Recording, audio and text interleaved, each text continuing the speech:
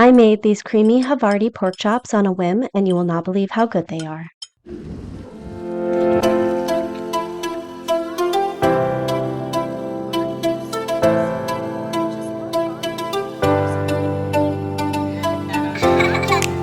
Let's go on a walk through the garden.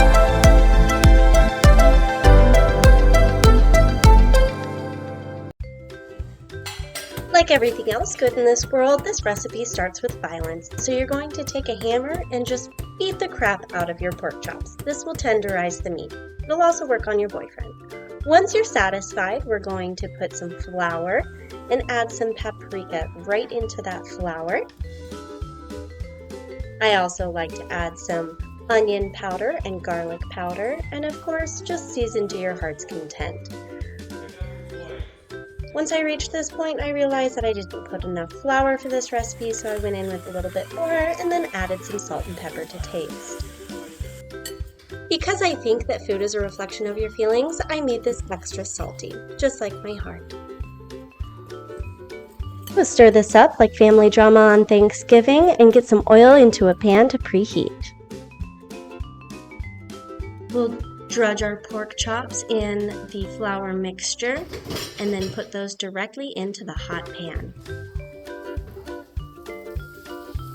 We'll let these brown for just a few minutes on each side, flipping them over just once they are able to shake in the pan and are no longer stuck to the bottom. That's how you know you have a nice crust.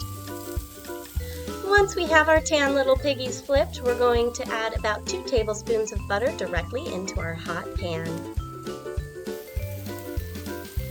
From here, we just let the butter melt and give our pan a quick shake before adding about a cup of chicken broth before the butter burns.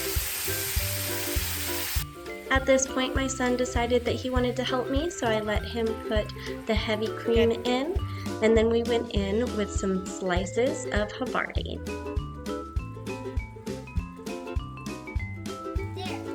Once we have our cheese slices in place, we're going to give each of these a flip to get the Havarti into the sauce. It'll start melting and flavoring all of that wonderful liquid and start thickening it up as well.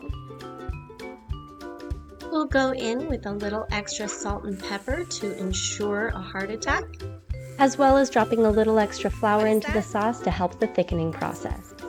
It's spicy salt. Okay.